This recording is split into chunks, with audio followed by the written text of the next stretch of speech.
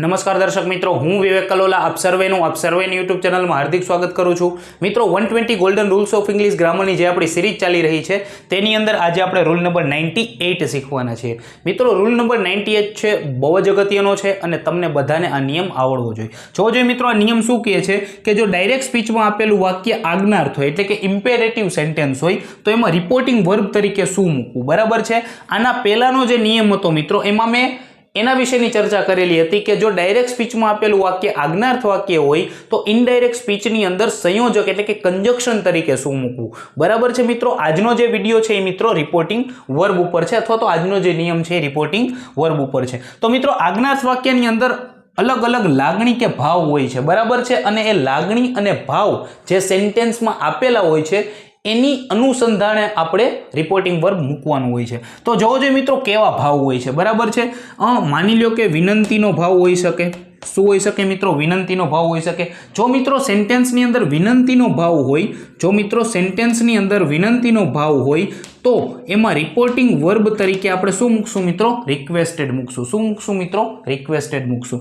માની લ્યો કે બરાબર છે સેન્ટેન્સની અંદર આજ્ઞા હોય અથવા તો હુકમ હોય અથવા તો કોઈ ફરજની વાત હોય, બરાબર છે, તો એવા કિસ્સામાં બરાબર છે તમે રિપોર્ટિંગ વર્બ તરીકે શું મૂકી શકો મિત્રો?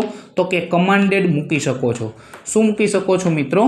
કમાન્ડેડ મૂકી શકો છો. અથવા તો તમે શું મૂકી શકો છો મિત્રો? ઓર્ડરેડ મૂકી શકો છો. ક્લિયર છે મિત્રો? જો આજ્ઞા કે હુકમનો ભાવ હોય તો કમાન્ડેડ અથવા તો ઓર્ડરેડ મૂકી શકો છો. માની લ્યો કે સલાહનો ભાવ હોય. શેનો હોય મિત્રો? સલાહનો ભાવ હોય તો તમે એડવાઇઝડ મૂકી શકો છો. શું મૂકી શકો છો મિત્રો? એડવાઇઝડ મૂકી શકો છો. માની લ્યો કે મિત્રો સૂચન કરતા હોય, તમે કોઈ સૂચનનો ભાવ હોય તો તમે એમાં સજેસ્ટેડ મૂકી શકો છો.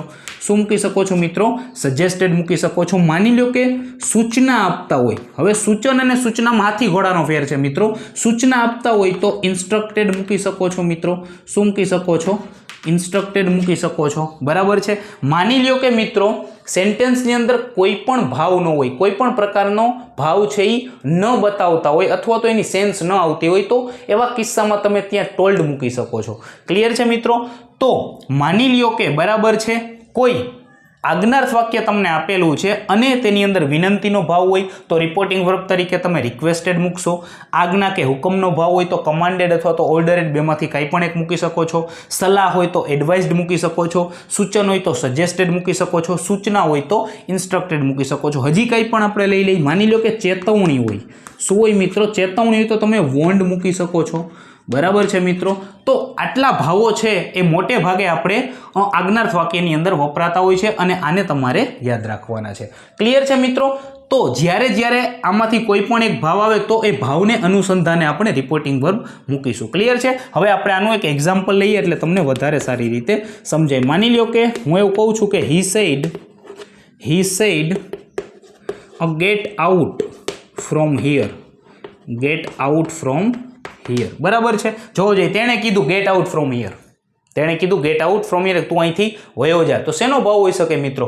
કાં તો તમને આજ્ઞા કરે છે કાં તો તમને હુકમ કરે છે, બરાબર છે. તો અહીં રિપોર્ટિંગ વર્બ તરીકે શું આવશે મિત્રો? બરાબર છે, શું આવશે? હી ઓર્ડરેડ, બરાબર છે. He ordered to get out from there. Get out from there. Clear છે મિત્રો? તો આ હતો આપણો રૂલ નંબર 98, બરાબર છે મિત્રો. રૂલ નંબર 98 છે બરાબર એ આજ્ઞાર્થ વાક્ય ના વિશે છે, બરાબર છે. અને આજ્ઞાર્થ વાક્યની અંદર પણ શેના વિશે છે મિત્રો? રિપોર્ટિંગ વર્બ વિશે, બરાબર છે.